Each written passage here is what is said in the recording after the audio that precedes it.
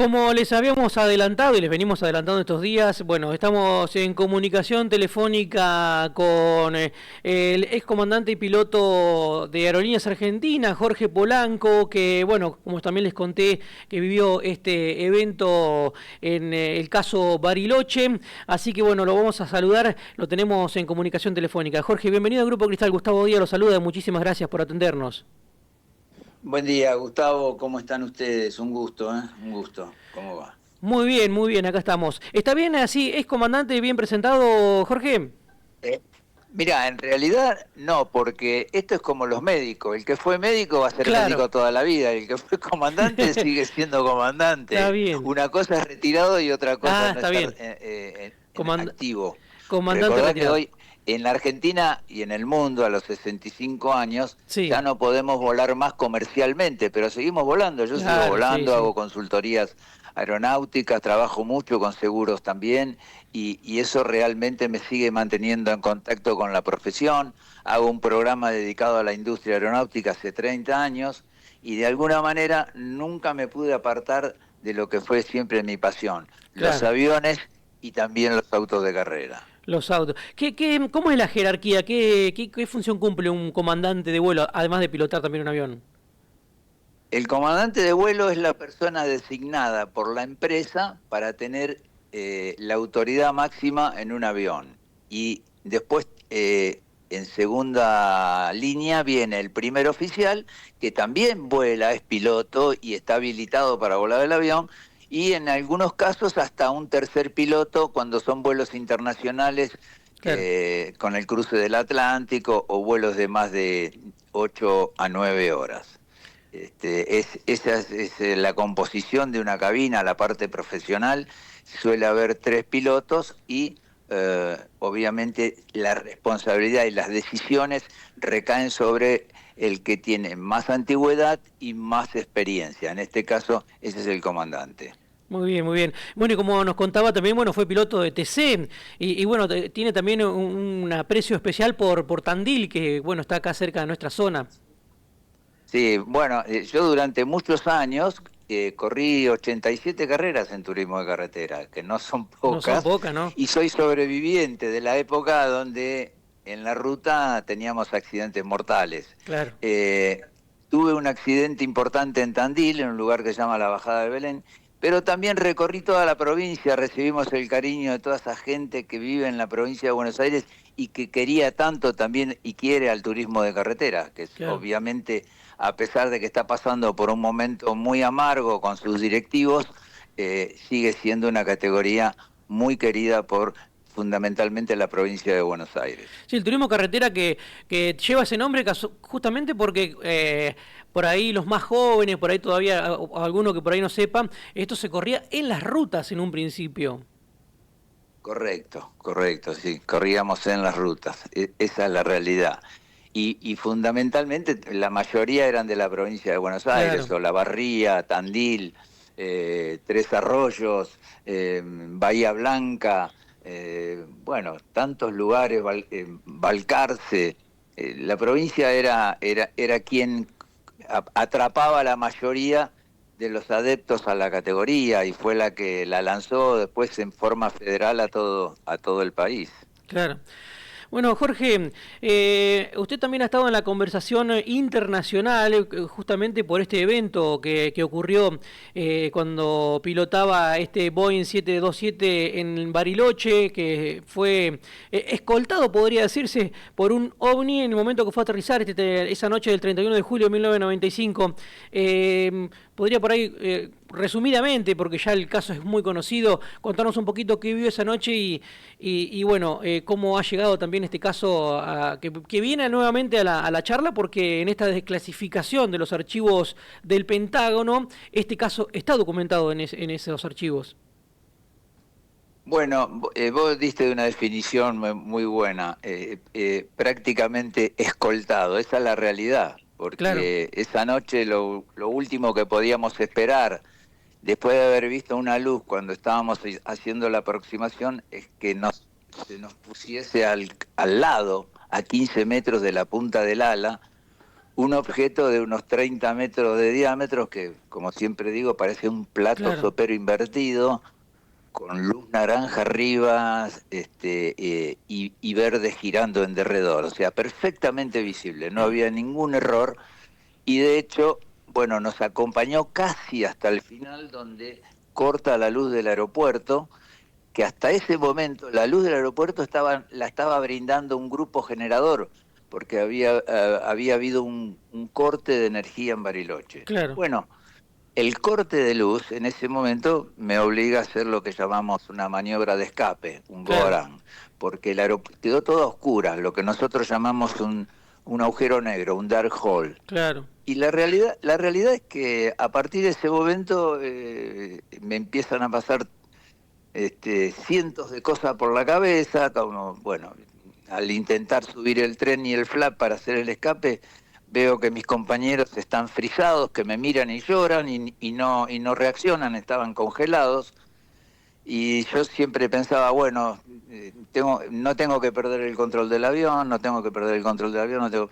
Y eso fue lo que me hizo sobrevivir a una situación extrema y límite como esa, donde nadie está preparado para eso, claro, porque en la industria nos preparamos para emergencias, nos preparamos para un montón de cosas técnicas, pero para esto claro. no estamos preparados. O sea que yo me agradezco yo mismo de haber tenido la sangre Sí. fría para Mm. poder hacerlo y siempre pensando de que además después nos enteramos que por encima de nuestro avión, arriba, había un avión militar observando desde un puesto privilegiado todo esto, que fueron quienes de alguna manera sellaron y confirmaron todo lo que sucedió y que realmente lamento no poder tenerlos hoy porque fallecieron esas dos personas, esos dos militares, y tristemente, hubiese sido bárbaro poder seguir viéndonos. Bueno, luego de eso nosotros hacemos el escape, volvemos, aterrizamos y bueno, había una conmoción en el aeropuerto muy grande. Todo eso, desde el primer momento que nosotros denunciamos que veíamos una luz en la aproximación hasta que se corta y volvemos y aterrizamos, duró 17 minutos. Y bueno, gracias en ese momento a la gente de aerolíneas que tenía la división navegación, me hacen todo un plano de cómo fue la trayectoria del avión con el ovni al lado. Y la realidad es que siempre dije que yo perdí noción del tiempo. Es como que uno se pone Claro. atemporal con eso. Sí, sí, Realmente sí. te pones atemporal. Bueno, todo esto yo lo conté y con la naturalidad de lo que me había pasado, pero no sin afán de nada, porque tampoco me podía bajar del avión y decir que no vi nada. Bueno, decir, Claro, este sí, es un por supuesto. mentiroso. Y sí. En Sí, esas zonas hay muchos claro, porque casos. ¿eh? En esa zona, yo ¿Perdón? como le contaba fuera de aire, soy un apasionado también de este tema ovni o todo lo que son casos paranormales también, porque es otro tema. Y en esa zona sí que hay muchos casos, sobre todo hay algunas conversaciones, grabaciones de conversaciones entre pilotos de aerolíneas sobre la zona de Chuele, que es un lugar que también hay muchos avistamientos. En Córdoba, lo que es también el Cerro Unitorc, en la zona de Lobos, en provincia de Buenos Aires, hay muchos casos documentados. También en La Pampa fue muy conocido el caso del Cabo Pucheta. Y realmente el caso suyo, bueno, que por eso le preguntaba o si usted sabe cómo llegó al Pentágono. No tengo idea, yo no, porque yo no me dediqué a investigar ni a seguir. Me llegaba mucha información, y de hecho también gente de la NASA vino a entrevistarme 6 meses después, y fueron los que de alguna manera Claro, me terminaron de abrir la cabeza con algunas cositas que contaron, como el hecho de que eh, había habido en los años 70 o por ahí un aterrizaje de un ovni en una base militar de Estados Unidos, que eso fue grabado y que el presidente, que en ese momento no sé quién era o quién iba a ser, estaba por asumir la presidencia, dijo: yo voy a dar a conocer la verdad ovni, y a último momento a un director de cine muy conocido que le habían dado ese video para que recree la película o haga algo como para empezar a concientizar a la gente, le dijeron: no, de esto no podemos hablar, no se va a hablar, y claro. le sacaron la película. Ahora, el Sí. señor que tuvo la oportunidad de ver la película, que es Spielberg, lo que hizo fue hacer la película después, al tiempo, Encuentros Cercanos. Claro. que el que ve eso es impresionante porque realmente ahí está tomada de la realidad. Esa es la verdad, está tomada de la realidad. Y bueno, Claro. muchos lo siguen a Spielberg porque saben que cuenta con valiosa información. Esto que usted me cuenta, bueno, hace poco vi una entrevista a un piloto de la Fuerza Aérea de Colombia, que también estuvo en algunas reuniones con gente del Pentágono, con gente del Área 51, que también le han contado muchas cosas digamos, en el privado, que después no lo dicen en lo público, pero también ha contado muchas cosas este piloto de lo que ocurre en esa zona, de que, bueno, que tienen, inclusive trabajan con alienígenas, que han hecho, inclusive dice también platos voladores que son terrestres y que han sacado mucha tecnología de todo esto, pero bueno, esto tendremos que esperar a desclasificación de estos archivos a ver si algún día lo cuentan. Hay una realidad, Gustavo. Estados Unidos accedió a tecnología extraterrestre y eso le da poder. Y el poder no se comparte. Claro. O sea, lo natural es que lo oculten, lo natural es que no lo compartan con nadie, porque para ellos significa superioridad técnica en todos los sectores Y sí, y obviamente no tienen la obligación de compartirlo, por eso lo siguen ocultando.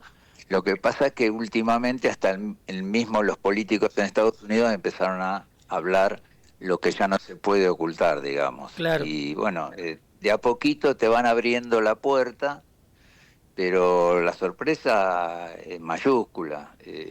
No es solamente una nave que se ve, hay contactos fidedignos y hay contactos importantes y hay realidades que nosotros desconocemos y hay que empezar a pensar de otra manera. Hay que empezar a pensar que no somos los únicos y que además no podemos ser tan soberbios de Claro. seguir pensando, o por miedo o por desconocimiento, pero no podemos seguir pensando que somos los únicos. En un universo tan grande, con tantas galaxias, no podemos ser los únicos que... Exacto, exacto. Bueno, vos lo dijiste, pero el hombre tiene muchos temores, hay muchas cosas que trocarían o cambiarían el orden natural de muchas cosas, porque es difícil aceptar y además, yo lo he hablado hasta, hay algunos contrasentidos con el tema de la creación, de la iglesia, los ángeles que nosotros pensábamos que eran ángeles, en realidad son más extraterrestres que ángeles, bueno, muchas cosas de esas que obviamente supongo que a partir de ahora empezarán de a poquito a abrir la puerta para que nos enteremos de esa realidad que durante tantos años tuvieron oculta y que no nos dejaban ver, porque Sí, en realidad hay que pensar que todo esto comienza después de las dos explosiones nucleares en Japón, cuando empezaron a darse cuenta de que el hombre había descubierto un arma que era capaz de destruir no solamente la Tierra, sino alterar el universo. claro. Y bueno, sin ir más lejos, hablando de la tecnología, muchos avistamientos, uno de las particularidades que tiene es que por ahí los radares no captan o son invisibles a los radares y justamente Estados Unidos hace algunos años creó un avión invisible a los radares también. Ahora no recuerdo el nombre exacto del avión, pero tiene un avión, Es el Stealth, un avión, el F-117, un avión invisible por la forma en que lo construyen y los materiales, claro, fundamentalmente los materiales.